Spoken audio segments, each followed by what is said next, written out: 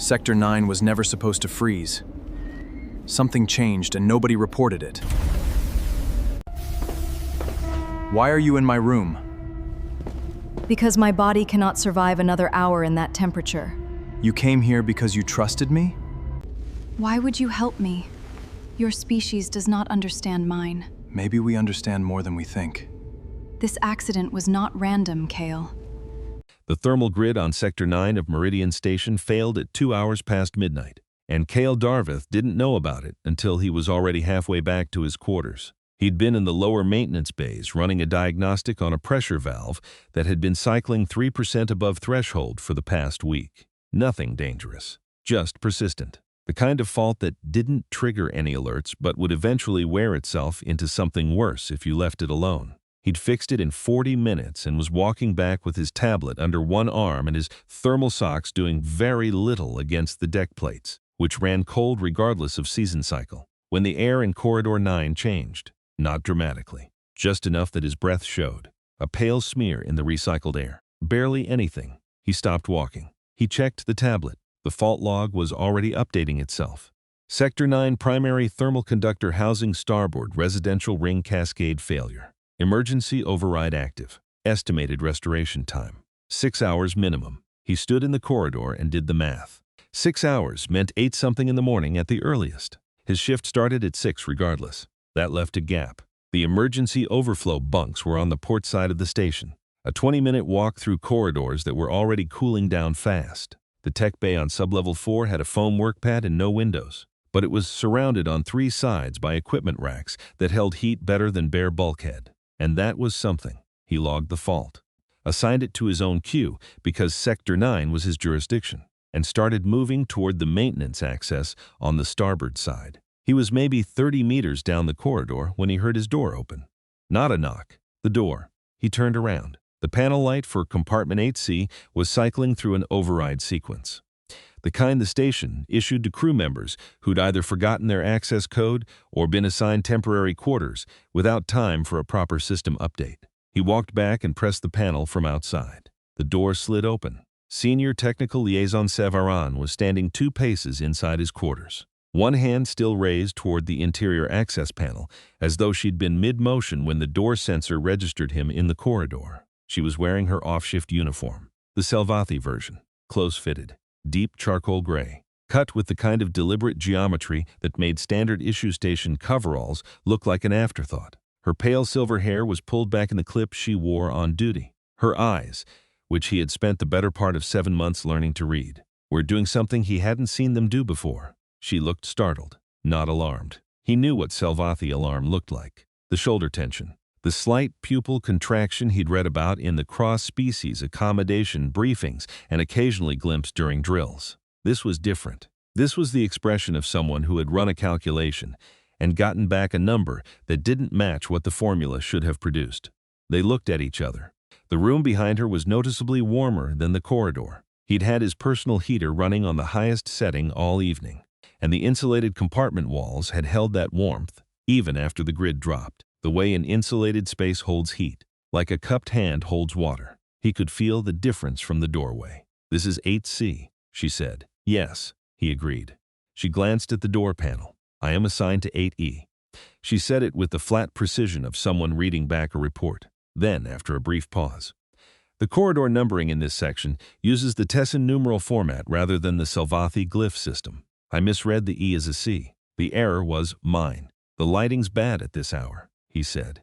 "It's fine." He tilted his head slightly, looking past her into the room. She hadn't moved from her initial position. 2 paces in, no further, as if she'd established a perimeter and was waiting for clearance before adjusting it. The bed was undisturbed. His tablet, his work kit, his half-finished water bottle on the equipment shelf, all exactly where he'd left them. She had walked in 2 paces, stopped, and simply waited for the situation to resolve itself. "You're looking for somewhere warmer," he said, "because of the grid.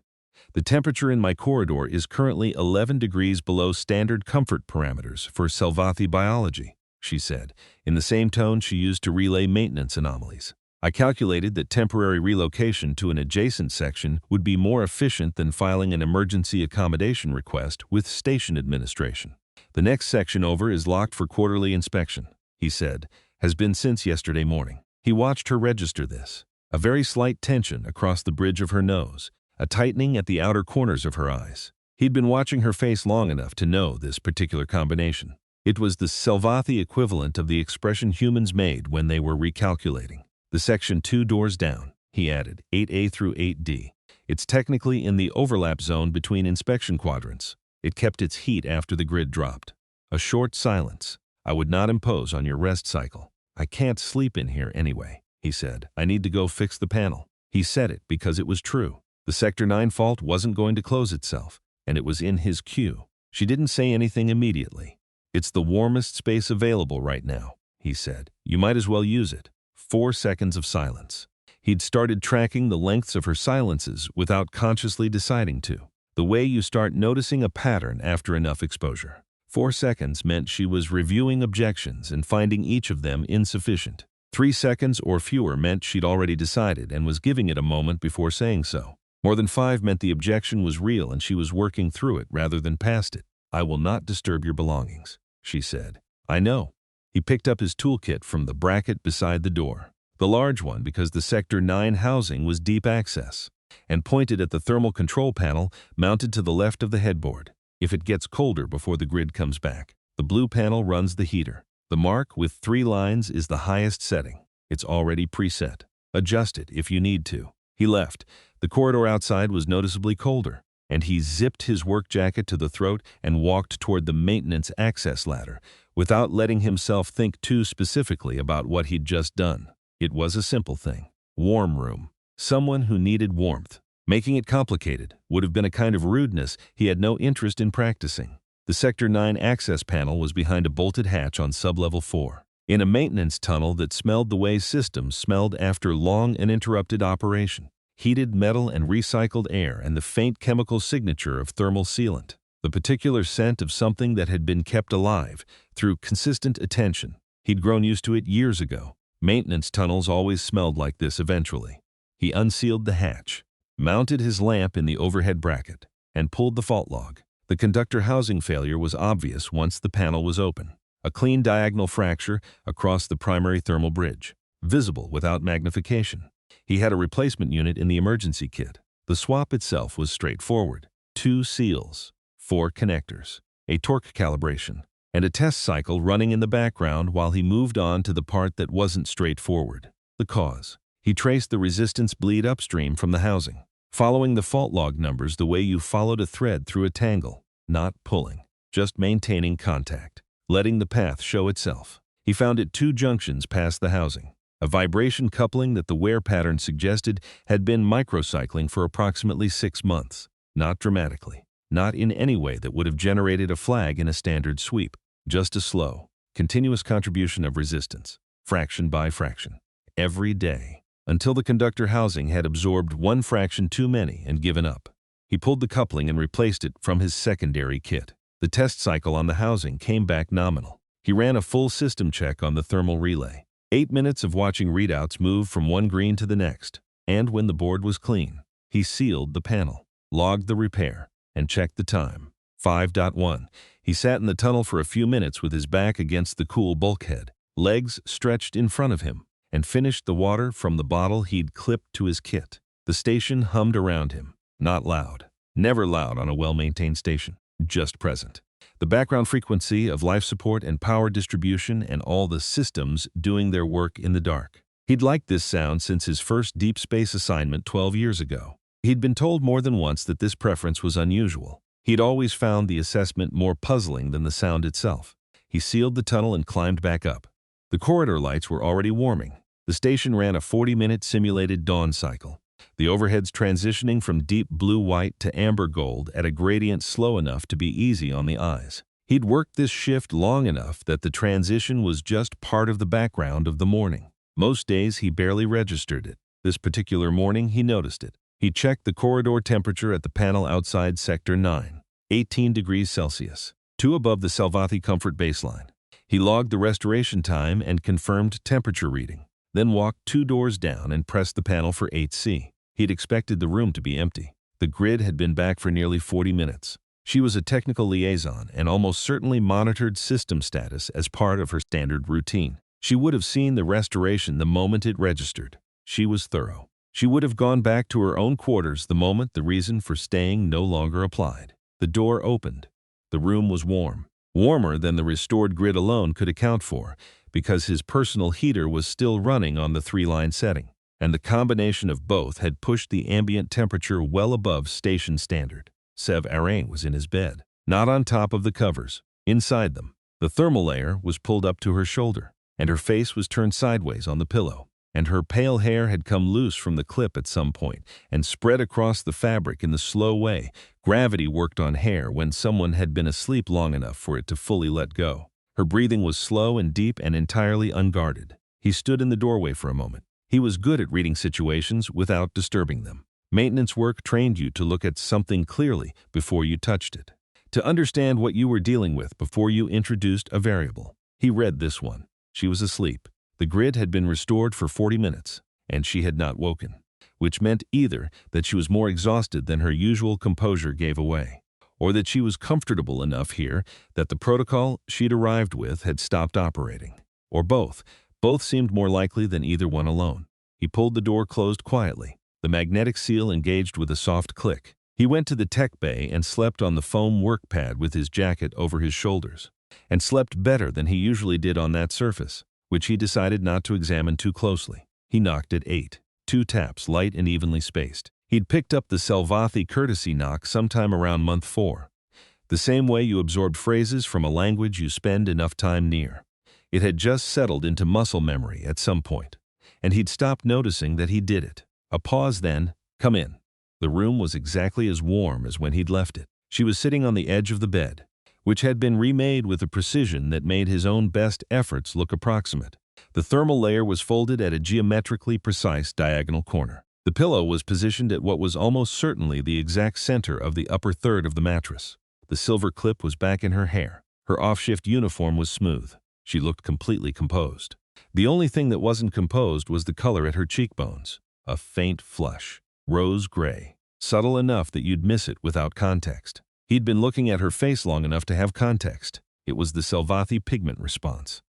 A shift that happened when the cognitive and the emotional were running in mild conflict with each other. The grid was restored at 5.19, he said, stepping inside. He leaned against the wall by the door. The room was small, and most positions in it carried some implication or other. The wall by the door was the least complicated option. "I am aware," she said. "You slept okay." She looked at him with the particular expression she used when she was assessing word choice. "The thermal environment in this compartment is significantly superior to station standard." A measured pause. I had not anticipated the degree of the difference. I had also not anticipated an unplanned loss of consciousness at approximately 4.15. I had calculated a departure at 4:30. "You fell asleep," he said. "Yes, that's not a problem. I occupied your quarters without prior authorization for approximately 5 hours and 15 minutes beyond the scope of your stated permission. I told you to stay. The permission was stated contingent on your absence and my need for the space. By 5:19. Neither condition held." He thought about this. "I don't think permissions work like that." She looked at him more directly. In Selvathi social architecture, permission structures are conditional unless explicitly designated as unconditional. "You did not specify unconditional, Sev," he said, using her given name because they'd been using first names for about 6 weeks and it felt more honest than the alternative. "You were warm and you were asleep. Both of those seem like reasons to stay." The color at her cheekbones shifted slightly. She looked at the thermal control panel. "You run the heater at the 3-line setting." "Yes, that is the highest designated output. I know what it's designated. Most Terran crew operate their personal heaters at the 1 or 2-line setting." "I get cold," he said simply, and moved to the equipment cabinet in the corner where he kept his press. "Do you drink kava brew in the mornings?" She blinked, not from surprise but from the rapid reorientation of attention that happened when she shifted tracks quickly. "I do. I'm making coffee. I can do both." He took down the 2 cups from the shelf. One was his, narrow-handled, a small chip on the rim from a collision with a bulkhead during a micro-correction burn on his previous assignment. The other was a wide-handled mug he'd bought from the station exchange sometime between month 3 and month 4. He'd noticed early on that the common room serving set in the Selvathi section used wider handles than the Terran set, something to do with hand geometry. And he'd picked up a matching one from the exchange without making any particular decision about it. He just liked having options. "You have a Selvathi format cup in your personal set," she said. "Station exchange. Month 3 or 4. I like having options." She was quiet in a way that contained a question she hadn't fully formed yet. He heated the press, set the kava brew to steep in the wide cup while the coffee ran, and sat down on the floor with his back against the equipment cabinet, long legs stretched out across the deck plates, both hands around his own mug. The floor wasn't comfortable, but it was the honest option. The only chair in the room was the work stool, and that was clearly hers. The alternative was the edge of the remade bed, and that felt like a different kind of geography that he didn't particularly want to navigate this early. "You should take the chair," she said. "I'm fine. You are sitting on station deck plate. I've sat on worse. 6 years in maintenance. You adapt to surfaces." She held the wide cup in both hands, the way he'd seen her do in the common room with her morning brew, not just holding it, keeping it. The way you keep something warm that you mean to stay warm. She looked toward the viewport, where the dawn cycle had reached its peak amber, and didn't speak. And neither did he. The silence was the comfortable kind. Most silences with her in the early months had carried a low-grade frequency of professional caution, like two systems running in parallel that hadn't been fully synchronized yet. This wasn't that. This was just the early morning and two people with warm drinks and no particular urgency about what came next. "After a while," she said, "the vibration coupling at junction G74. He looked up. "I reviewed the repair log this morning before you returned," she said, still looking at the viewport rather than at him. "You traced the conductor housing failure to an upstream stress cycle in the vibration coupling. That coupling was flagged in the Selvathi pre-installation technical review 7 months ago. The flag was entered into the Selvathi technical archive and was not transmitted to the Terran maintenance queue." A pause. "It was a failure of the data sharing protocol. The omission was on the Selvathi side." She turned from the viewport and met his eyes directly. "I wanted you to know this before you reached it through your root cause documentation." He was quiet for a moment. "You didn't have to tell me." "No," she said. "But I would have preferred the discovery to occur as an acknowledgement rather than an investigation. The error should be named by the party that made it." He thought about that. "I appreciate it." He turned the coffee mug slowly in his hands.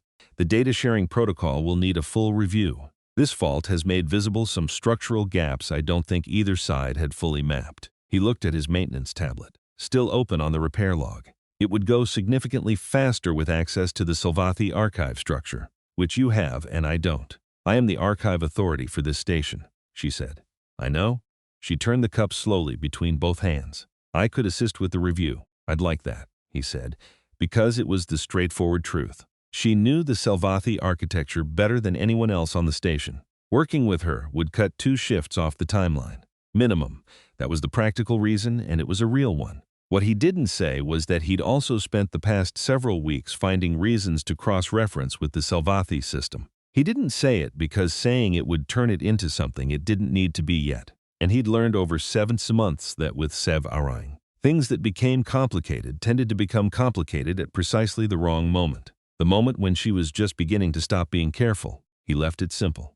"Tomorrow at 14:00, she said. No hesitation before the time. He noticed that. "If your schedule allows it." "Works for me," he said. Outside, the dawn cycle was at its full amber, a wide stripe crossing the opposite bulkhead in a slow diagonal, warm yellow at the base where it reached the floor. She watched it with the same quality of attention she brought to fault logs and protocol documentation. But her shoulders were doing the thing he'd started to recognize over the past few months, a very slight ease. Like something she'd been carrying at 1 degree above comfortable for a long time had been set down. "This light," she said.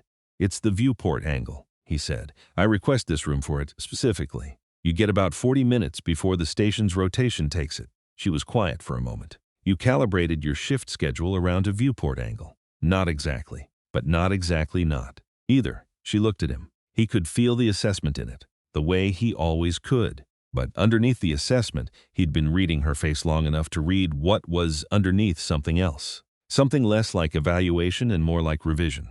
A calculation being updated with new information. "You are a peculiar man," she said. "People keep saying that. They are correct." A brief pause. "I do not think they mean it the way I mean it." He looked at her. How do you mean it?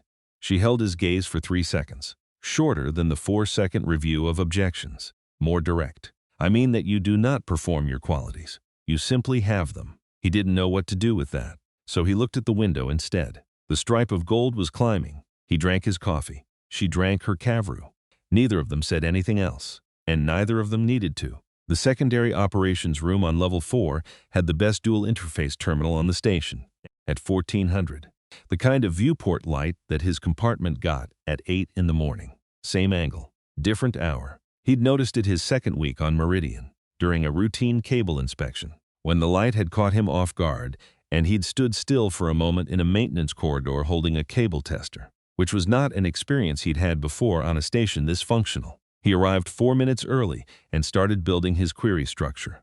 She arrived 7 minutes before the scheduled time, which he clocked without meaning to, because her standard arrival pattern was 3 minutes before anything, and 7 was a deviation. Her tablet was already open. She sat across the shared terminal, pulled up her own query structure, and they spent the first 10 minutes comparing approaches before either of them said more than a few words. The overlap was immediate and specific. They'd both entered the archive from the same lateral junction, working independently from opposite directions through a system that had more than 40,000 indexed entries, and had arrived at the same starting node for the cross-reference review.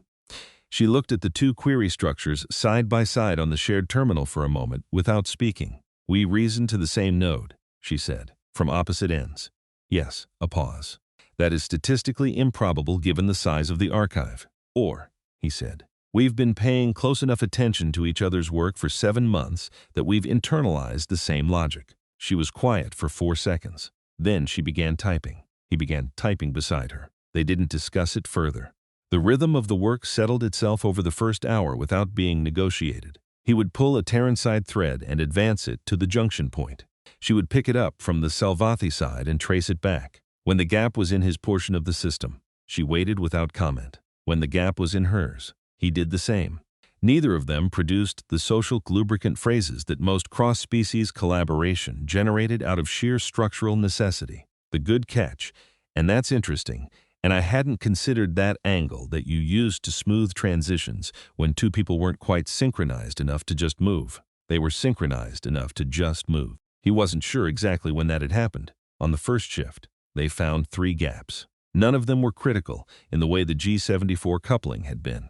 None were single points of failure in safety infrastructure, but each one was a thread. And when you found threads, you followed them, because that was how you found out what they were attached to. The picture taking shape was of 2 technical teams doing genuinely good work on their respective sides of a system that had never been given adequate surface area between them. Both sides thorough, both sides competent. The gap was in the handoff, and the handoff had never been formally designed. On the second shift, they ordered food brought in, station standard midship ration packs, which were nutritionally complete and almost entirely joyless as a dining experience. He'd been eating around the pressed grain patties for 7 months. They came with every midship pack, and they had the texture of compressed sawdust and the flavor of mineral water that had briefly met something organic and then lost confidence.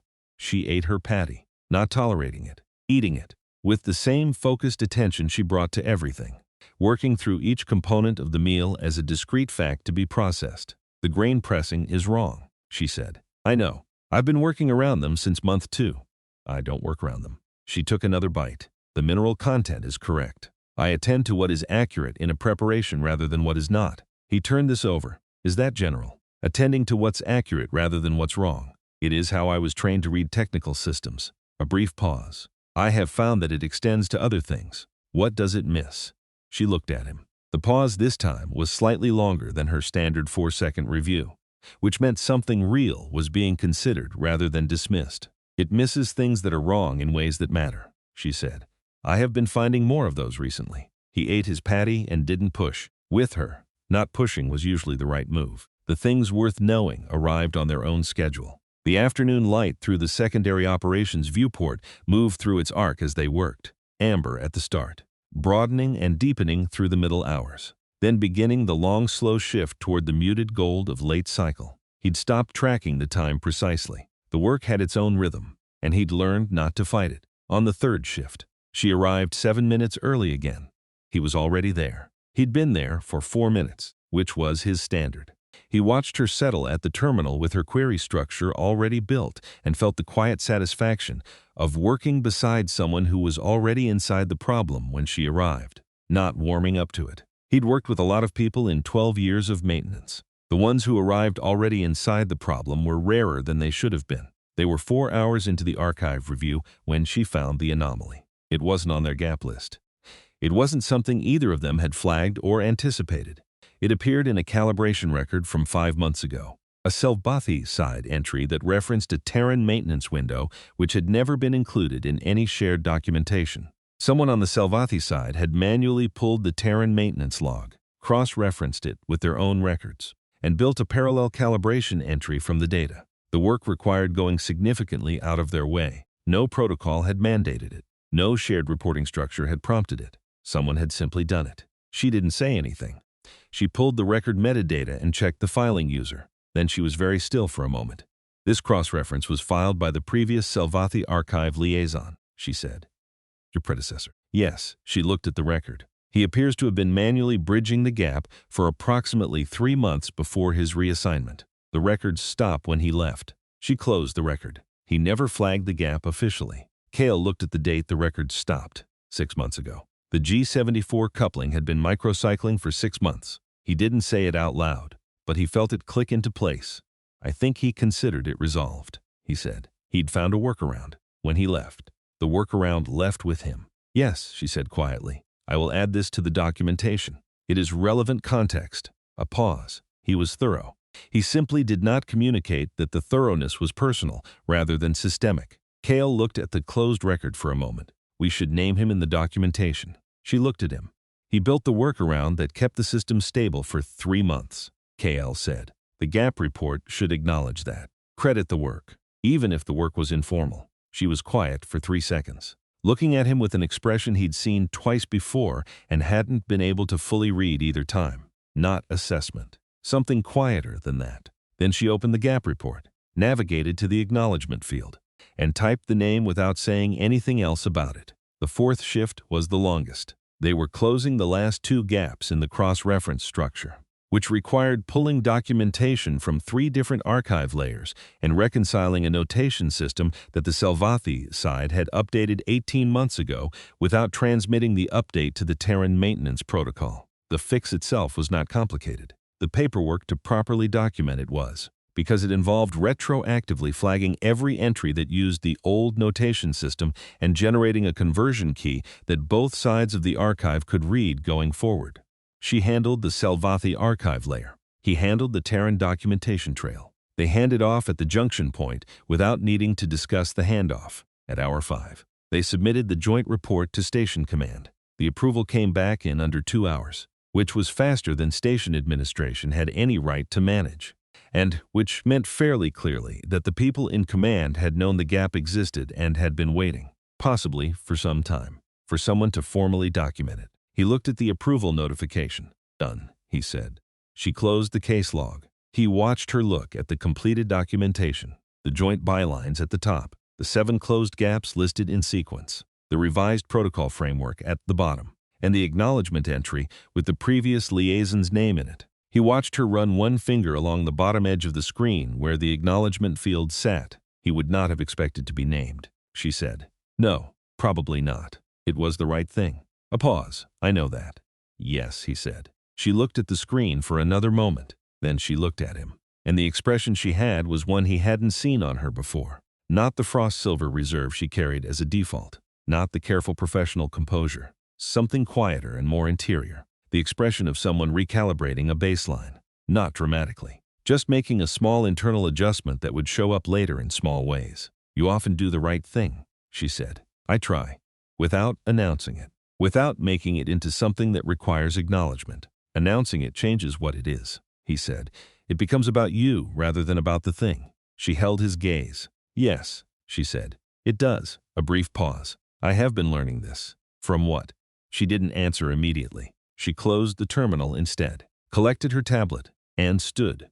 Observation, she said, and moved to the door. They walked back through the station together. The corridor lighting had, over the course of 4 shifts, become familiar enough to navigate without actively thinking about it, and he found himself noticing the deck rather than the route for the first time in a while. The worn patches where years of foot traffic had smoothed the surface, the sections where the overhead conduits ran slightly warmer and the ceiling panels held a faint residual heat. She walked beside him, not adjusting her pace to him, not leading, beside, at the same speed, as though they'd worked it out in advance. He'd noticed this starting around the 3rd month. The way she occupied shared space with him differently than she did with other crew, less formal, less managed. He hadn't said anything about it because saying something about it would require having a word for what it was.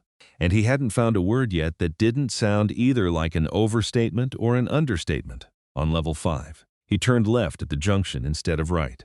She registered the deviation without questioning it. He could tell by the slight angle of her attention shifting, not following unthinkingly, but noting the change and deciding not to correct it. That was its own kind of trust, and he recognized it as such. The corridor on the left side of the level 5 junction ran along the outer hull, past the environmental systems hub, and ended at a viewport technically classified for diagnostic observation purposes. It wasn't on any of the crew recreation maps. It wasn't on any transit routes. Nobody used it for anything because nobody knew it was there, or nobody had bothered, which amounted to the same thing in practice. Walking that corridor added 4 minutes to any return route that included it. He'd found it in month 2. During a late-night fault trace, when he'd taken a wrong turn and ended up standing in front of a viewport looking out at the station's trailing edge with a cable tester in one hand and no particular reason to be there. He'd stayed for 11 minutes. He'd started coming back when the rotational angle was right. He stopped at the viewport. Outside, at this hour, the nearest inhabited system was at the precise angle for its light to catch the leading edge of the trailing hull and scatter back through the glass. Not dramatically. Not a sunrise, not a nebula, not any of the obviously significant things. Just warm amber light reflected off metal, landing on the corridor floor in a quiet stripe. Quiet things like this were usually more reliable than the obvious ones. She stood beside him and looked. "This is not a standard transit route," she said. "No. The viewport is rated for environmental systems observation. Yes, it is not listed on the crew recreation map." "I know." He watched the light. "I found it by accident. Month 2. Late-night fault trace. Wrong turn." She was quiet for a moment. The light in this section was a different quality from the standard amber of the day cycle. Warmer, more diffuse. The kind of light that made you feel like something was either ending or beginning rather than simply continuing. He'd been looking at it for 7 months and still hadn't decided which one it felt like. "You have been walking this corridor for 7 months," she said, "and you did not mention it. No, it is not proprietary information." "It isn't." He looked at the light on the floor. "But I couldn't have told you about it. Not in month 2 or month 5. "Why not?" He thought about how to say it accurately. It would have been too specific. You share something specific with someone you barely know, and it either lands wrong or it puts them in the position of having to respond to it appropriately. And that's a kind of pressure that doesn't serve anyone. He gestured, a slight motion toward the viewport. "It works better like this. You're just here." She considered this. The pause running into 5 seconds, which was the territory of something real being weighed. "And now I am here," she said finally. "Yes, I have been on this station for 9 months," she said. "I have not been in this corridor before." The light moved slightly as the station's rotation carried them through its arc. She watched it. "I would like to know the other places you have found." He waited. "Not today," she said. "Over time." "All right." She turned the wide-handled cup she was still carrying from the work session. They'd brought drinks to the 4th shift and she'd kept hers, and looked at the viewport one more time. "I have been moving through this station with the efficiency of assigned transit routes," she said. "I believe I have been missing the station." He looked at her. "You have time." She held his gaze for a moment. The pause this time was longer than the 4-second review. Longer than 6. Into the kind of length that meant something real was being decided rather than processed. Then she looked at the viewport one final time, turned, and resumed walking. He fell into step beside her. Other crew passed them on the remaining route back to the residential ring, and he noticed the noticing. The minor attention shift from people who didn't expect to see these two particular people walking at the same speed in the same corridor. He didn't have strong feelings about being noticed. He'd spent enough years in maintenance to have made his peace with the fact that he was always going to be slightly peripheral to whatever social geography most people were navigating. and peripheral suited him well enough that he'd stopped thinking about it as a disadvantage. She appeared either not to notice the noticing, or to have made a decision about it and kept the decision to herself. On level 4, they reached the corridor outside the Selvathi staff common room. The door was closed. Through the door, he could hear the low sound of the brew station running its maintenance cycle. "The Cavru station in the Selvathi common room," she said, and stopped walking. He stopped with her. It was calibrated to the correct steep parameters approximately 6 months ago. I investigated this when I noticed the change. The calibration was performed by a Terran maintenance technician. A pause. The station log attributes the work to a third shift, standard maintenance hours. The calibration adjustment took 15 minutes. It was not billed against any routine maintenance ticket. She looked at him steadily. It was done off-shift, on your own time, without being asked. The machine was running 12% hot, he said. It was straightforward to fix. "You are not assigned to the Selvathi section. I'm assigned to the station," he said. "Everything on the station is in my jurisdiction." She stopped walking. He made it 2 more steps before he caught it and turned back. She was standing in the corridor with the particular composed expression she wore when something had required her to stop and fully process it without the possibility of continuing forward simultaneously. He'd seen this expression twice before. Once when he'd submitted a technical report that cited a Selvathi methodology without properly crediting the Selvathi archive, and had corrected the citation before she'd had to mention it. Once when he'd adjusted the ambient lighting in the secondary operations room to the Selvathi preferred spectrum without commenting on it. Both times, she'd looked at him with this expression and then walked away without saying anything. This time she didn't walk away. "Kale," she said, using his first name with the careful precision of someone who had practiced the specific sound of it. "I have been conducting my work on this station as a technical exercise." She looked at him steadily. "I was trained for species liaison functions. I was assigned here for that purpose. I designed my operational approach around technical deliverables and protocol adherence because those are the quantifiable success metrics." She paused, looked down at the corridor floor briefly, the gathering gesture he'd learned to recognize. Then back at him. "I did not design it around the possibility that there would be qualitative data that did not fit the metric framework." He was quiet, waiting. "There is a species-wide tendency in the Selvathi," she said, "to underrepresent emotional experience in formal assessment. We have words for what I am trying to describe. They are not diplomatic vocabulary." "What are the words?" She looked at him for a long moment. "Warmth," she said finally. "The Selvathi word is closer in meaning to warmth that persists without a source. It is not a physical description." He didn't say anything. He let it sit the way you let a repaired system stabilize before you tested it under load. "I am telling you this," she said, "because I have noticed recently that I have been waking at 7:40 for the past 3 weeks without a discernible technical reason. I attributed this to systemic biological recalibration. I am no longer certain that is accurate." "What do you think is accurate?" She met his eyes. "I think I have been waking up because I was waiting for someone to knock." He was quiet for a long time. The corridor around them was empty. The full amber of the day cycle was overhead, and it caught the silver of her hair clip, the pale gray of her skin, and the faint rose gray at her cheekbones in a way that was visible even in artificial light. "I knock at 7:40, he said. "Yes, every morning. I haven't told you to stop," she said. "I won't," he said, not as a reassurance, just as a statement of fact, the way he said most things. She held his gaze for 3 seconds. Then she turned and resumed walking, and he fell into step beside her, and neither of them said anything else for the rest of the walk back. And the silence was the comfortable kind, the kind with texture, that didn't ask anything of either of them. 3 weeks passed without any faults worth mentioning. The Sector 9 grid held. The data-sharing protocol updates moved through the station's administrative queue and came back approved with annotations suggesting they'd been expected. The joint report Kale and Sev had submitted got forwarded up the command chain and generated 2 follow-up requests for documentation that they handled separately, through the standard channels, without needing to coordinate. He knocked on her door at 7:40 every morning. She said, "Come in every morning." He made the coffee and the kava brew, and she held the wide cup in both hands, and they watched the viewport light move through its 40-minute arc. And then she left for her first scheduled interface of the day, and he went to whatever was on his maintenance queue. It had settled into a pattern without either of them formally establishing one, which was, he'd found, the only way patterns between 2 people ever actually held. The second fault was quieter than the first. Not a cascade failure. Not a fractured housing.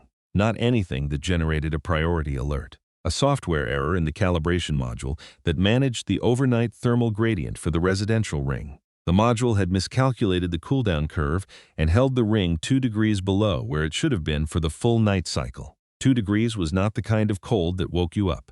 It was the kind of cold that made everything else slightly wrong without you being able to point at the reason. Sleep that didn't quite settle, waking an hour before your body intended to. At some interior threshold that 2 degrees was enough to cross. He noticed it at 1:18 when he'd been lying awake for the better part of an hour without understanding why, and finally pulled his maintenance tablet from the shelf above the headboard to check the readings. The residential grid was the first thing he checked, out of habit more than suspicion. And the deviation showed up immediately, 2 degrees below nominal. Sustained across the full night cycle. The calibration module reporting all clear. He was 3 nodes into the fault log when someone knocked on his door. 2 taps, precise and even. He looked at the door for a moment. "Come in," he said. Severine was wearing her off-shift robe, the deep slate gray with the silver hem that he'd only seen once before, during a drill that had started earlier than anyone had been told to expect. It was the kind of garment that indicated private hours, the Selvathi equivalent of someone answering the door in their pajamas, which carried its own specific register of informality that he was fairly certain she was aware of because she was aware of everything. Her hair was loose.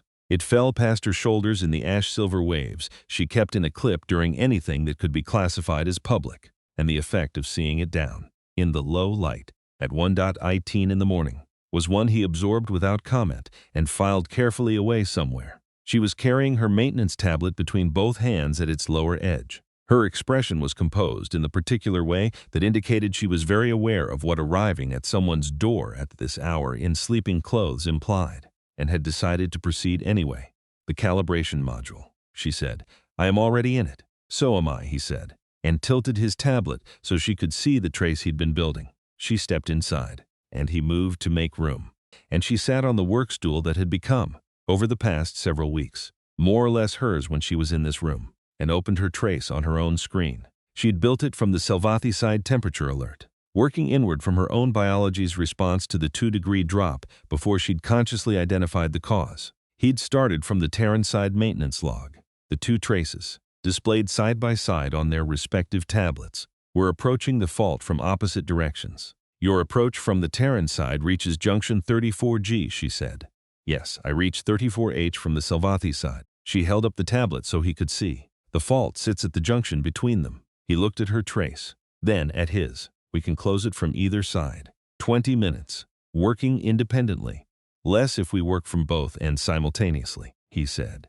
She pulled the work stool slightly closer to the equipment bench, enough that their tablets were both visible to both of them, without either of them having to angle away. They began. She advanced from the Selvathi side of the calibration module. He advanced from the Terran side, and where the traces met. They read each other's notation without needing to discuss it and agreed on the patch approach, the same way they'd learned to agree on things in the secondary operations room, by each simply beginning to implement the same solution at the same moment. 16 minutes. He sat back. She sat back. The maintenance tablet between them showed the residential temperature curve already beginning its corrected climb, the overnight gradient recalibrating itself from the junction outward. 16 minutes, she said. I estimated 20. I estimated 20 as well. He looked at the sealed fault on the screen. We're getting faster. The fault was shallow once located, she said. Easy to close. A pause. Yes. He stretched his arms over his head. The end-of-task motion he always made when a repair sealed, and then stood and went to the equipment cabinet. Something warm. She was quiet for 3 seconds. Yes, he made the press. Coffee in his narrow mug. Kava brew steeping in the wide cup. The same way he'd been doing it since the morning after the first fault. The room was warmer now with the calibration module corrected, but he had the personal heater running on the 3-line setting regardless, the way he always did. And the warmth in the room had the specific quality of a small space that had been actively tended rather than merely maintained. There was a difference between the two. He'd lived in enough spaces to know what the difference felt like.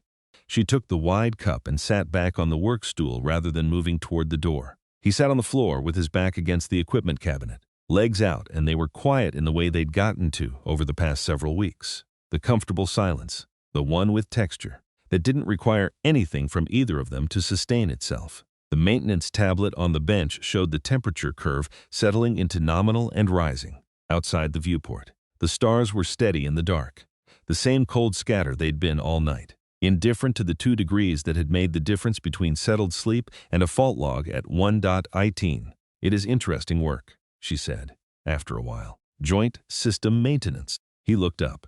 "You said that once," she said, "that you had remained on this station because the joint systems were more complex than single-species stations, more variables, more to hold at once. I remember. I have been thinking about it." She turned the cup slowly between both hands. "I was trained in Salvathi systems exclusively. When I arrived here, I treated the Terran systems as adjacent things to be aware of, things to account for, not things to fully inhabit." A pause. "I have been revising this. What does revising feel like?" She considered the question with the same attention she gave technical problems that didn't have clean answers, like running a new diagnostic profile on a system you believed you understood, and finding that the system has been responding to more inputs than you were tracking. She held the cup. "It is not a comfortable finding, but it is accurate, and I prefer accurate findings to comfortable ones." So, he drank his coffee. The fault log on the tablet read closed, restored, nominal. The temperature curve was climbing steadily toward standard. "This is the second time," he said. "A heating fault, yes. Second time one has brought you to my door. I am aware that the pattern is statistically visible," she said, and the way she said it was neither confirmation nor deflection, just an acknowledgement that she'd noticed. "I'm not complaining about the pattern." She looked at him over the rim of the cup.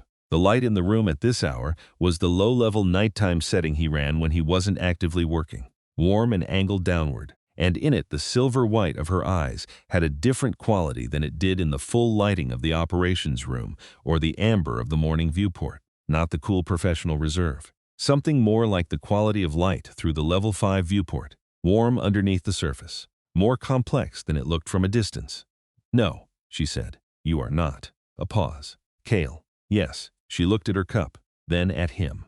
She chose each word with the deliberateness of someone who had decided that accuracy mattered more here than ease. "I find that faults in the heating system have been the least objectionable maintenance events of my tenure on this station." He looked at her for a moment. "That might be the kindest thing anyone has ever said about an equipment failure," he said.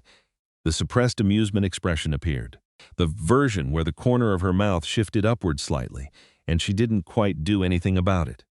He'd been cataloging the variations for months. This one was the rarest, and he liked it the most, for reasons he hadn't tried to formally examine. "Go to sleep," he said. "I'll seal the log in the morning." She stood, still holding the cup. She moved toward the door and stopped. She didn't turn around.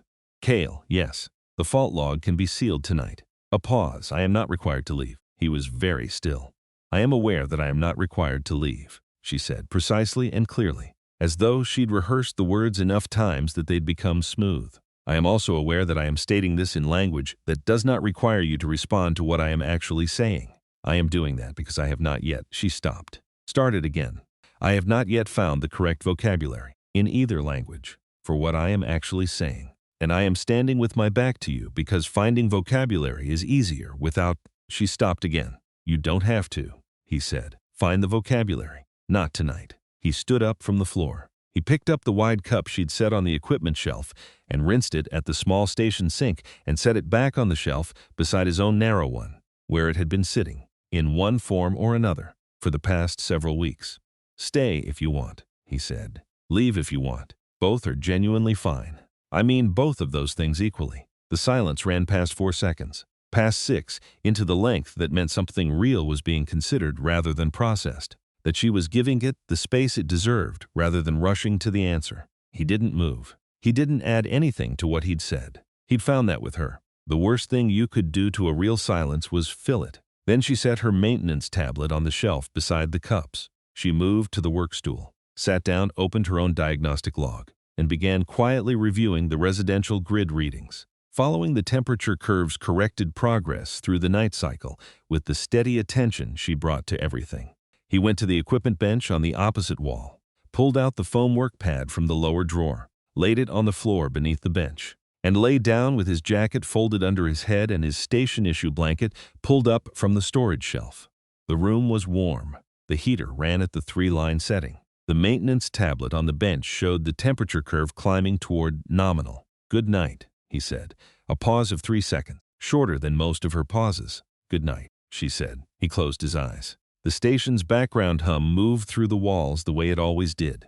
The deep, familiar frequency of all the systems doing their work in the dark. Life support and power distribution, and the thermal relays and the calibration modules that occasionally made small errors and required attention and brought people to each other's doors at 1:18 in sleeping clothes, with their hair down and their careful composure slightly thinner than usual.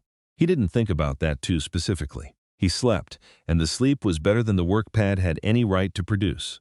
And the temperature curve on the tablet behind him climbed steadily through the night toward standard and past it. And the stars outside the viewport held their cold and steady positions. And neither of them said anything else until morning. He woke before his alarm. Habit, mostly, and the particular quality of the light through the viewport that his body had apparently learned to read as a signal even without him consciously deciding this. The dawn cycle was just beginning, the overheads warming from deep blue-white toward the first amber, and the room had the specific stillness of early morning in a small space where two people have been very quiet for a long time. She was asleep in the chair, not the deep sleep he'd watched through the door 3 weeks ago. She was upright, her chin not quite resting on her chest. The diagnostic tablet balanced on her knees where it had slid to when she'd finally stopped reviewing the grid readings. Her hair was still loose. Her hands were folded in her lap.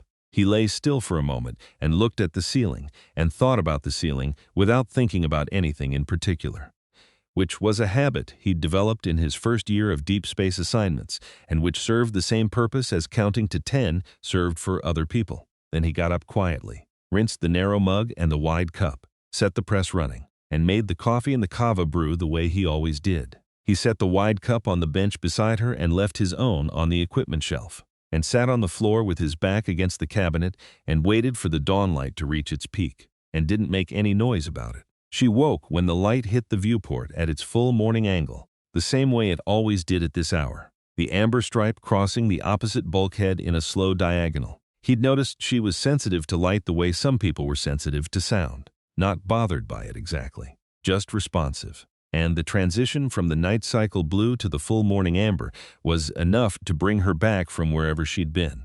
She looked at the cup on the bench beside her. She looked at him on the floor. Neither of them said anything for a moment. Then she picked up the cup and held it in both hands, and he picked up his coffee.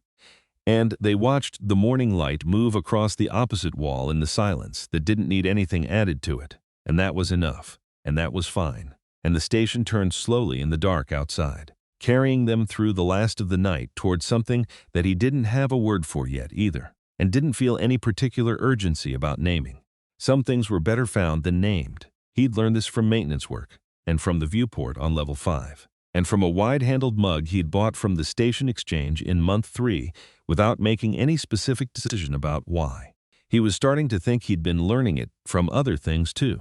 3 more weeks passed, and the station kept its temperature. The resident grid ran clean. The calibration module stayed corrected. The thermal relays in Sector 9 ran their test cycles every 72 hours and came back nominal each time, logged quietly into the maintenance record the way good news always was, without ceremony. The morning knock continued at 7:40. The wide cup continued to live on the shelf beside the narrow one. The foam work pad stayed in the lower drawer of the equipment bench rather than being returned to the general supply room where it technically belonged, which was a decision he hadn't made so much as simply not unmade.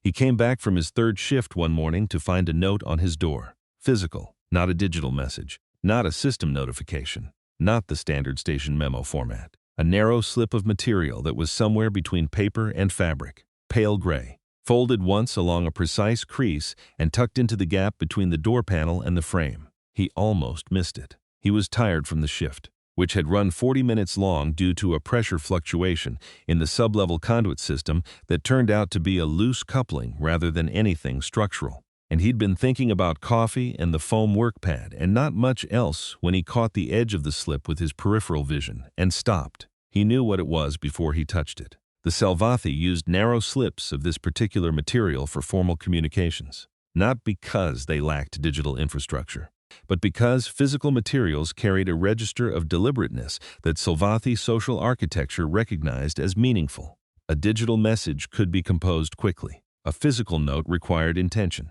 It required choosing the material, writing the words by hand, folding it, placing it. Each step was a decision. The receiving party understood that each step had been made. That was the point. He had been teaching himself to read Salvathi's script for 6 months. He had not mentioned this to anyone. He stood in the corridor under the morning amber light and unfolded the note along her crease. The handwriting was precise, even.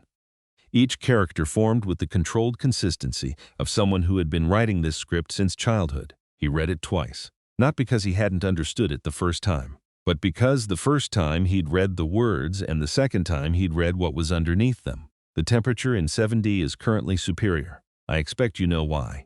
He stood very still for a moment. Then he refolded the note along the same crease she had made, slid it into the inside pocket of his work jacket, and stood in the corridor for another moment, looking at nothing in particular. Room 7D was the compartment between their original quarters, between 8C, which was his, and 8E, which was hers. He had not known anyone was assigned to it. He had not seen any movement through the door in the 3 weeks since the calibration fault, or in the months before that. It had simply been a door he passed twice a day without thinking about. He went to the equipment cabinet in his quarters and got the wide cup and set it on the shelf where it always sat and looked at it for a moment. Then he went back out into the corridor and walked 2 doors down and knocked.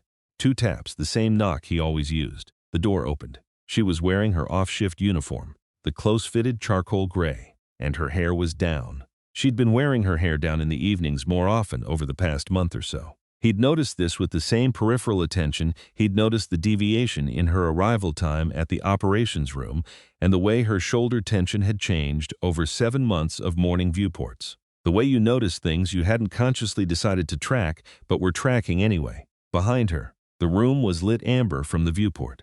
The light was the same quality as the light in his compartment at 8-0, the full morning angle, except that it was evening and the compartment was facing a slightly different sector of the station's rotational arc, which meant her viewport orientation was different from his.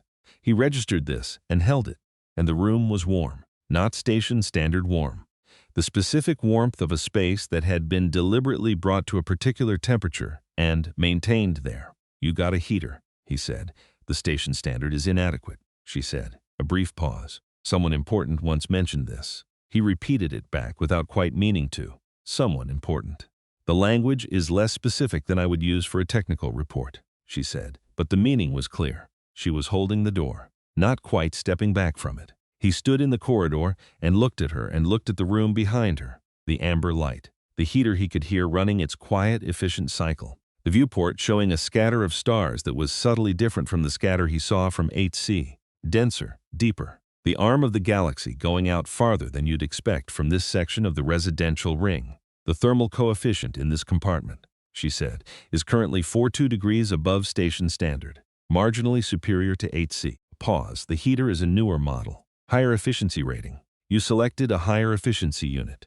"Yes." She looked at him steadily. "You should come in and evaluate it." He looked at her. "Is that a technical evaluation?" "Among other things," she said. She held his gaze without looking away. "Come in, Kale." He stepped through the door. The warmth of the room was immediate and specific. The warmth of a space that had been tended with a particular person in mind, or possibly 2 particular people. Because the temperature was not quite the Salvathi comfort baseline and not quite the Terran baseline, and was, in the way of a careful compromise between 2 different requirements. Better for both of them than either baseline would have been alone. He recognized this without saying it. He recognized a lot of things about this room without saying them. She let the door close behind him. The viewport was the first thing he looked at properly. From this angle, from this section of the residential ring. The starfield was notably different from what he was used to seeing from 8C, denser in the lower right quadrant. The arm of the galaxy visible in a wider arc, going out to distances that were humbling in the particular way that deep space postings were humbling. The way they made your sense of scale recalibrate whether you asked it to or not. "The viewport angle is different," he said. "Yes." She came to stand beside him at the window. "I chose this room for it." He looked at the field for a moment. "I get the morning light 10 minutes later in 8C. "I know." A pause. "Measured. I calculated it." He glanced at her. "When you submitted the reassignment request." She looked at him. He looked back at her. The frost silver of her eyes and the warm amber light of the compartment had the quality it had been developing over the past several months. Not quite the professional reserve she'd carried as a default when he'd first met her. Not quite anything else he had a clean name for. Something between categories that he'd stopped trying to name accurately and started simply looking at when it was available to look at. "You reviewed my reassignment request," she said. "It came through the station log. The station log contains approximately 1,400 entries per day." "It does. You reviewed 1,400 entries to find one reassignment request." He looked back at the window. "I found the one I was looking for." She was quiet. The quiet ran past 4 seconds and into 6, and then past 6. And he let it. This was the length of silence she gave to things that deserved more than a quick processing pass. Things she intended to hold properly rather than file efficiently. And he had learned not to put anything into that length of silence, because anything he added would only crowd out what was already happening in it. Then she said, "Cale," he turned. "I have been cold," she said, "for a very long time." He looked at her. She wasn't talking about temperature. They both knew she wasn't talking about temperature. She was using the Salvathi convention of speaking in metaphors that were also literally true. Because Salvathi's social architecture didn't draw the boundary between physical and emotional experience at the same place human social architecture drew it. Cold was a physical state. Cold was also, in the Salvathi framework, a description of something more internal. The word covered both. The word was meant to cover both. "I know," he said. She looked at the viewport.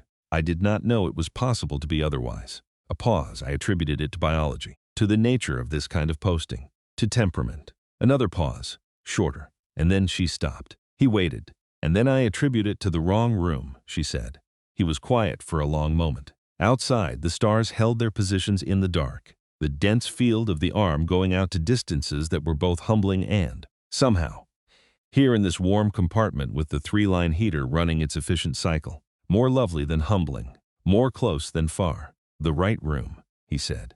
"Is any room you're in when the heat's on and you don't have to be somewhere else." She looked at him. Her expression was doing the thing he'd been watching it do more often over the past 2 months. Composed on the surface, but the surface thinner than it used to be. And what was underneath it was warm. Not in the ambient temperature sense. In the sense the Salvathi word covered. The sense that didn't have a clean English equivalent and that he'd been living near long enough that he was starting to feel the shape of it even without the word. "The right room," she said.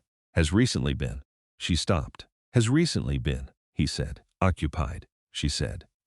"By someone who runs the heater at the 3-line setting and knocks at 7.40 and calibrates brewing machines for guests who were not at the time of the calibration." "Guests." He looked at her. "I'd calibrate it again." "I expect you would." "I'd knock tomorrow at 7:40. "I expect that too." The rose-gray flush was at her cheekbones. The pigment response she'd never quite learned to suppress, or perhaps decided at some point to stop suppressing, and she didn't look away from it. "I find I have stopped being surprised by it. Is that good?" "Yes," she said, simply and directly. No review pause, no qualifications. "It is very good." He turned back to the viewport and they stood together looking at the stars. The dense cluster of the arm going out further than the view from 8C showed. The morning light 10 minutes earlier from this angle. The heater running its quiet, efficient cycle behind them. He had been on Meridian Station for 9 months. For 9 months. He had run his personal heater at the 3-line setting because he got cold, and the 3-line setting was what the room was for, and that had been sufficient reason. It did not seem like a sufficient reason anymore. It seemed like the first reason, and first reasons were only interesting insofar as they led to better ones. After a moment she moved. Not much, a few centimeters, so that her shoulder was near his shoulder. The warmth of the room was around them both, and the arm of the galaxy was going out to the edge of the visible field, and the station was turning slowly in the dark, carrying them through their 10 minutes of extra morning light toward something that had been arriving in small increments for 9 months and had arrived, he thought, quietly and without announcement, the way the best things usually did. He didn't say any of this. With her, saying it would have been the less accurate option, because she read what was present more reliably than she read what was stated. And what was present was the two of them standing close enough together in a warm room that they had both, for different reasons and by different routes, arrived at the same temperature. She had stopped being cold. He hadn't known until recently what it meant that he had been running the heater at its highest setting for 9 months before she ever walked through the door of 8C. He was starting to think it had always meant what it turned out to mean, that some things were like that, not decisions made in advance, just the shape of a person already being oriented towards something they hadn't found yet. He thought about the wide-handled cup. He thought about the note in his jacket pocket, folded along the crease she had made. He thought about the viewport on level 5, the amber light on the corridor floor, the quiet stripe of it on the deck plates in the hour when the angle was right. He thought about a vibration coupling that had been microcycling for 6 months while 2 technical teams did excellent work in parallel with insufficient surface area between them. The viewport angle really is better, he said. Yes, she said. I thought you would notice. 10 minutes is significant. 10 minutes is significant, she agreed. A pause. I calculated that you would think so. He looked at her. She was looking at the stars. But the corner of her mouth had the suppressed amusement shift, the version he'd catalogued as the rarest, and had never found an efficient way to produce on purpose, which he'd come to understand was not an inefficiency on his part, but a feature of the thing itself. You didn't produce it. It arrived because something was genuinely what it was, and she registered the genuineness. And the corner of her mouth did what it did because that was what honesty looked like on her face in unguarded moments. He did not have a catalog word for this particular version. He had decided not to make one. Some things were better as themselves than as entries in any system, however well organized. Outside the viewport, the deep of the arm held its brilliant and indifferent scatter, and the station turned slowly through its cycle, and the heater ran at the 3-line setting.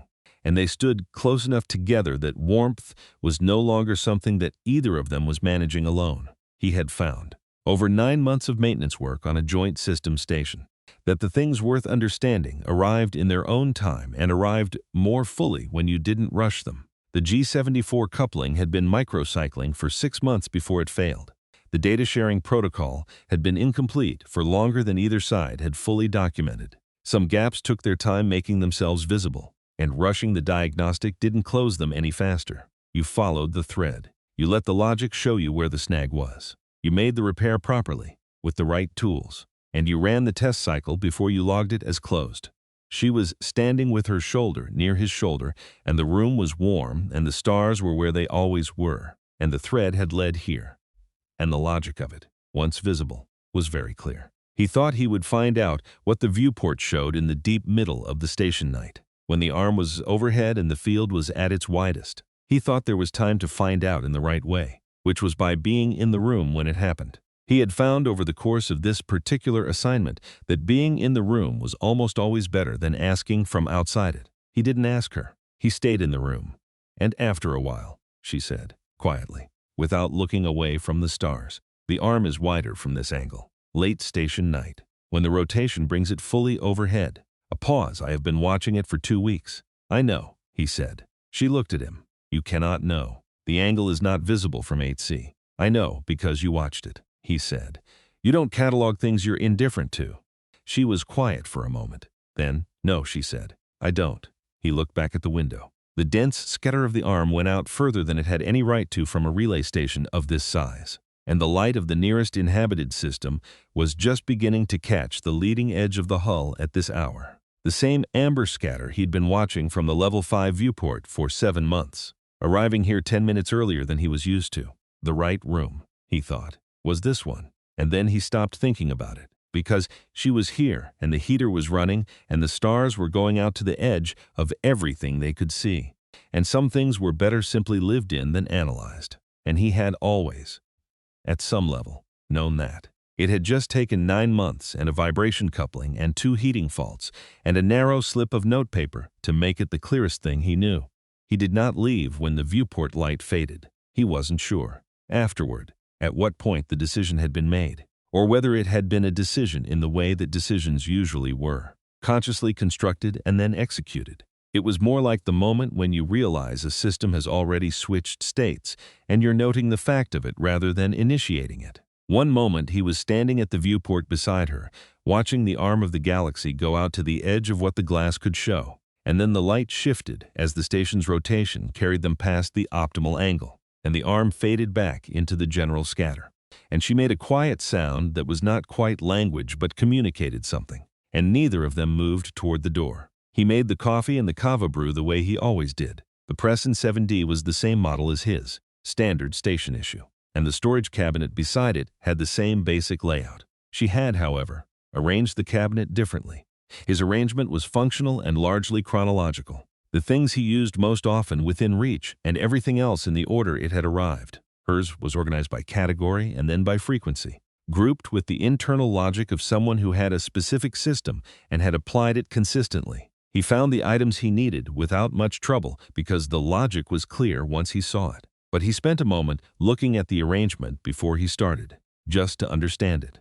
She was sitting at the small desk near the viewport, reviewing something on her tablet. The heater was running its quiet cycle. Her hair was still down. He handed her the wide cup. She took it in both hands without looking up from the tablet, which he took as a kind of indicator. The ease of someone who didn't need to perform awareness of the other person because the awareness was simply there and didn't require maintaining. He sat on the floor with his back against the equipment cabinet, the same position he always took in his own quarters, and drank his coffee, and didn't say anything, and neither did she, and the silence was the comfortable kind. After a while, she said, without looking up from the tablet, "The morning light arrives in 12 minutes. He checked the time. She was right. "You have it timed. I have been tracking the rotational cycle since I moved in." A brief pause. "The variance is less than 40 seconds per day. The station's rotation is very consistent. The gyro stabilizers on Meridian are well maintained," he said. She looked up from the tablet. "You maintain them." "Me and the portside team. Shared jurisdiction." She looked at him in the particular way that was not quite assessment and not quite something else. The look that had been shifting in its quality since sometime around month 6 when he'd corrected the Salvathi archive citation before she had to mention it. The look that was. He had gradually come to understand. The expression of someone updating a long-running calculation with new data points that kept arriving and kept fitting. The morning light reached the viewport at the exact minute she'd predicted. It came in at a lower angle than the light he was used to from 8C, wider, filling more of the floor rather than the wall. And it was the same amber quality, but with something slightly warmer in it, something closer to gold at the edges, which he thought might be the orientation of the glass relative to the hull section outside, or might simply be a different quality of observation from a different seat. He sat on the floor of 7D in the morning light and drank his coffee and thought that some adjustments were worth the recalibration, and that 10 minutes was significant, and that he'd been thinking this since she'd said it the night before. But it meant something slightly different this morning than it had then. She was watching the light. "The level 5 viewport," she said, after a while. "You said the calculation was how you started the habit. You track the rotational position against the inhabited system's bearing and build in the transit when the window is approximately 15 minutes from the right angle." "Yes, show me today," she said, "if the angle is right." He checked the bearing on his maintenance tablet, which had the station's rotational data built into the navigation overlay he used for hull-adjacent fault traces. The window for the Level 5 viewport was at 8:23, which was in 22 minutes. 22 minutes, he said. "My first scheduled interface is at 10:00. We have time." They finished their drinks and walked to Level 5. The corridor was quieter at this hour than it had been when they'd come this way after the 4th shift of the protocol review. Most of the station still in the later part of the morning routine, and the overhead lights were at the full warm cycle, amber and even, which was a different quality from the way the Level 5 viewport lit the corridor at the right angle. The viewport's light was warmer and more specific, the light of something arriving from outside the station rather than being generated within it. She walked beside him. He was more aware of the route than he usually was, noticing where the deck plates shifted slightly under his boots at the section seams, the particular sound the environmental systems hub made at the Level 5 junction, the faint recycled air current that moved steadily from the intake vent above the maintenance access panel. He had walked this route enough times that he usually stopped noticing it. Walking with someone else made the noticing return. He stopped at the viewport. The angle was 3 minutes away from optimal, which meant the amber stripe on the floor hadn't quite formed yet. But the light through the glass had the particular quality that preceded it, diffuse and warm and slightly unfocused. The way sound was slightly unfocused in the moment before a signal resolved into something specific. 3 minutes, he said. She stood beside him and looked at the glass. Outside, the nearest inhabited system was a point of warm light at the far edge of the station's trailing arc, just beginning its approach to the optimal angle. She watched it with the attention she gave to things she intended to understand fully rather than merely note. You said you came here because of a wrong turn in month 2, she said. Yes, late night fault trace. I took the left junction instead of the right and ended up here. And you came back. The next evening, when the bearing was right. Yes, alone, she said, not accusatory, just precise. For 7 months. Yes, she was quiet for a moment. And then you brought me. And then you were here, he said. There's a difference. She looked at him. What is the difference? He thought about how to say it accurately. Bringing someone is an event. Being here together is something that happens because the conditions were right for it. He looked at the viewport. I didn't plan to show you this specific corridor. I planned to take a longer route back because the bearing was close to optimal, and you were walking beside me, and the corridor was there, and the conditions were right, she said. Yes, the light through the glass shifted as the station's rotation moved them into the optimal angle. The amber stripe formed on the corridor floor the way it always did, appearing not all at once but by degrees, the way things appeared when they were always going to appear and just needed the geometry to complete itself. It reached the floor at the midpoint of the corridor, warm and direct and quiet. She looked at it. He looked at her looking at it. The first time she'd seen it, 3 weeks into the protocol review. She'd gone still in a way he recognized as the Salvathi response to something unexpected in a dataset. The full attention stillness. The kind that meant nothing else was being processed until this was processed first. That stillness was gone now. She watched the light the way you watched something you had been watching long enough to be easy in. And the ease of it was, he thought, one of the better things he'd seen in 9 months on this station, which had not been short of things worth seeing. You said there were other places, she said. Yes. Tell me one. He considered. Sublevel 3. Engineering Access Corridor.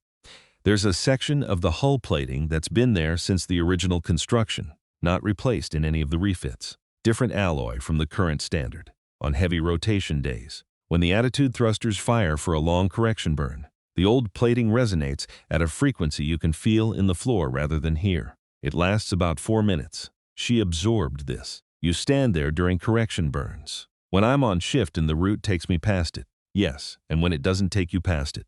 He looked at her. Sometimes I adjust the route. The suppressed amusement expression appeared. The corner of her mouth. The version he'd cataloged as the rarest. He'd stopped trying to produce it on purpose because you couldn't produce it on purpose. You could only be what you were and let it respond to that. Show me, she said. There's a scheduled attitude correction at 14:30 today, he said. If you want. My last scheduled interface ends at 13:45. I'll be at the sublevel 3 junction at 14:20, he said.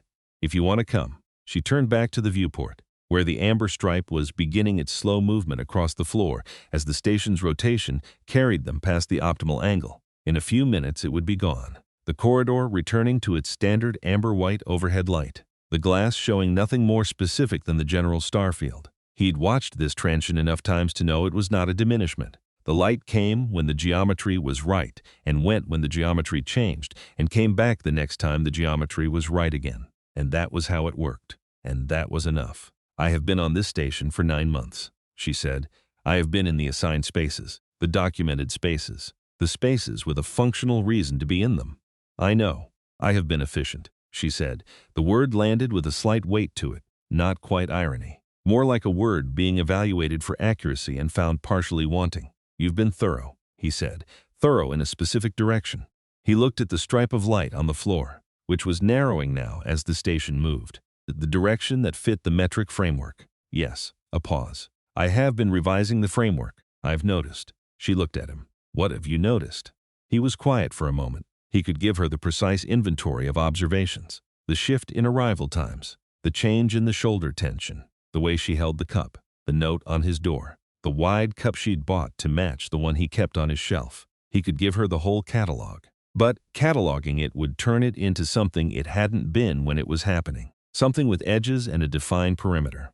And the thing that was actually happening was notable precisely because it didn't have edges yet, and he wasn't in a hurry for it to develop any. I've noticed that the framework is getting more accurate, he said. She held his gaze for a moment. Then she looked back at the viewport. The amber stripe had narrowed to a thin line at the edge of the floor and then was gone, the light returning to standard. The corridor the same corridor it always was when the angle wasn't right. Yes, she said quietly, it is.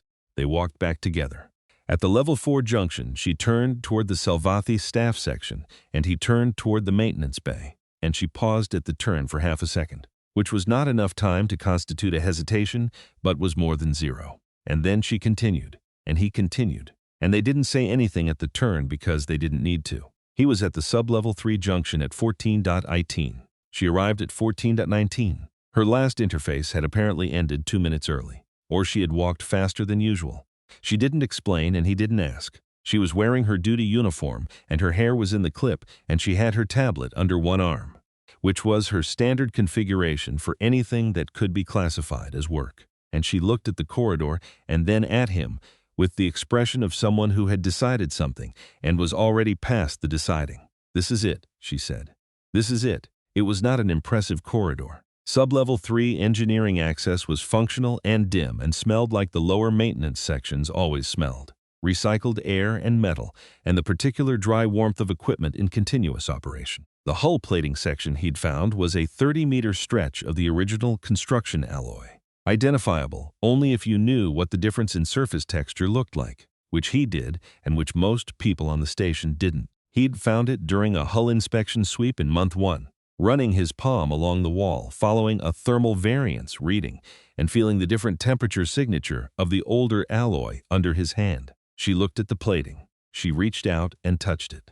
The same way he'd touched it the first time, palm flat against the surface. He watched her, read the texture the way she read everything, attending to what was accurate in it. "The alloy composition is different," she said.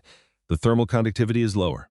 Yes, holds a different frequency when the thrusters fire." At 14:30, the station's attitude control system initiated the scheduled correction burn. The thrusters fired in the standard sequence, 2-second pulses at the port aft and starboard forward points, the way they always did for a standard bearing adjustment. Upstairs in the residential ring and the common areas, the correction was barely perceptible. A slight asymmetry in the background vibration that most crew registered as nothing or as a minor annoyance. Here, in sub-level 3, against the original hull plating, the frequency was specific and low and present in the floor and the wall and the air simultaneously. Not a sound, but a resonance. The kind that moved through material rather than across it. He felt it in his boots and his palm where it rested against the wall and his sternum. It lasted 3 minutes and 40 seconds, as it always did for a standard correction burn. She had her hand flat against the plating. She was very still. When it stopped, she didn't move for a moment. He didn't either. There was always a few seconds after the burn where the frequency was still slightly present in the material, fading, and he'd learned to let it finish rather than filling the space with something else. 4 minutes, she said. About 4. Yes, varies a little with the burn duration. She took her hand off the wall. She looked at the plating for a moment, and then at him. The expression on her face was not the assessment expression, not the frost silver professional attention. It was the expression that had been appearing more frequently since the second fault, since the note on the door, since she'd told him she'd been cold for a long time and hadn't known it could be otherwise. The composed surface, but thinner. What was underneath it, warm and present and not being managed. "Month 1, she said. "Yes, you found this in month 1, and you have been coming back for 9 months. When the correction burns are scheduled and the route takes me this way." "Yes."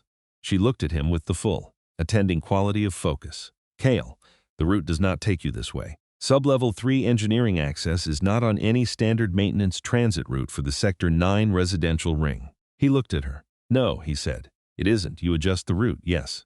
She was quiet for a moment. "You have been adjusting routes for 9 months. For viewports and hull plating and things that are not on the maintenance schedules." "Yes, and you have not told anyone." "I've told you," he said.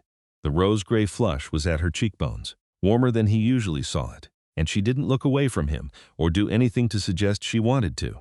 She held his gaze with the same quality of attention she'd given the hull plating when the burn was running, attending to what was accurate in it rather than managing the experience of it. "Yes," she said, "you have told me." They stood in the dim corridor of sub-level 3, with the older alloy still faintly warm at their backs and the maintenance systems running their continuous quiet work around them. And he thought about the note in his jacket pocket, folded along the crease she had made. He thought about the wide cup on the shelf in his cabinet that had never been intended for anyone and had always been intended for her, which were two true things that did not contradict each other. He thought about the viewport in 7D showing 10 minutes of extra morning light, and the arm of the galaxy going out farther than the view from 8C allowed, and the way she'd moved her shoulder slightly closer to his the night before. Not much, a few centimeters, but enough that the warmth between them was shared rather than parallel. Some repairs were like this. You followed the thread of the fault back through the system and found a coupling that had been microcycling for 6 months, doing its small invisible damage every day until the sum of it became visible. And the repair wasn't dramatic. You replaced the coupling, ran the test cycle, logged the restoration. The system ran warmer and steadier afterward, and you moved on to the next thing. But the repair mattered. The system was different after it than before it, in ways that accumulated differently from then on. He had been running the heater at the 3-line setting for 9 months, and it had not, until recently, seemed like a decision. It was the warmest setting. Warmth was what the room was for. That had been sufficient. It did not seem sufficient anymore. It seemed like the first term in an equation he was still working out, but the shape of the equation was clearer than it had been, and the direction of it was clear, and that was enough to go on with. There's a viewport on sublevel 6, he said. Faces the leading edge. You can see the inhabited system directly rather than reflected. The angle is only right once every 4 days or so. When is the next one? He checked the navigation overlay on his tablet. 2 days, early station morning. Around 3:0. She looked at him. That is outside standard active hours. Yes, you have been going to sublevel 6 viewports at 3:0, when the bearing is right, he said.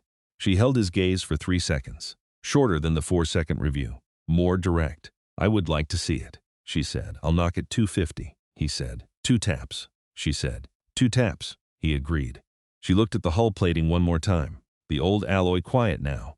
The correction burn finished, and the station settled back into its standard rotation. Then she turned, and they walked back up to the residential ring. And at the level 4 junction, they went their separate ways without anything needing to be said about it. And he walked back to 8C and stood in his compartment for a moment, looking at the narrow-handled mug and the empty spot on the shelf where the wide cup usually sat, which was in 7D now, on a shelf arranged with a different internal logic than his but a clear one, and felt the absence of it as something that was not quite an absence. He took the note from his jacket pocket and unfolded it along her crease. He read it again. The temperature in 7D is currently superior. I expect you know why. He stood in his compartment in the morning light. 9 months into an assignment that had given him a vibration coupling and a data sharing protocol and a level 5 viewport and a wide-handled cup and a note written in Selvathi script on a narrow slip of deliberate paper. And he folded the note back along the crease she had made when she'd folded it to fit against his door panel. He was inclined to agree. Not just about the temperature, and not just about the room, and not just about the 10 minutes of extra morning light or the denser star field or the more efficient heater running its quiet cycle. About the temperature in the sense the Selvathi word covered, the warmth that persisted without a source, which was not a physical description, which she had been cold enough for long enough that she'd attributed the cold to biology, to temperament, to the nature of this kind of work, and which had turned out to be something else entirely. He put the note in the equipment cabinet beside the narrow mug and the empty paint tin on the shelf. He would move the wide cup back tomorrow morning, or the morning after, or when the geometry was right, and she would either bring it herself or she wouldn't, and both were fine, and both were genuinely fine. And the right room was whichever one had the heat on, and neither of them needing to be somewhere else. He went to his maintenance queue. The station turned slowly in the dark. The heater ran at the 3-line setting.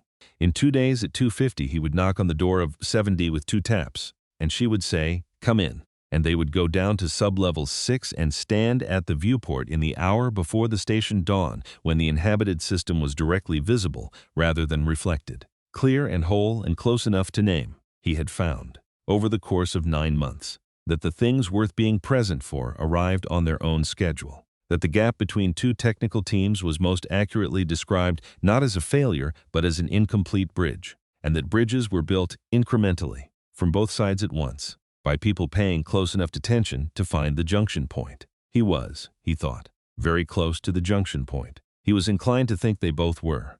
The station kept its temperature, and the stars held their positions, and the correction burns fired on schedule. And the arm of the galaxy went out to the edge of everything the viewports could show. And somewhere on sublevel 3 the original hull plating waited for the next burn to run its quiet frequency through the floor. And none of it was going anywhere. And neither was he, and neither was she. And the thread had led here, and here was good, and the test cycle was running, and everything was coming back nominal.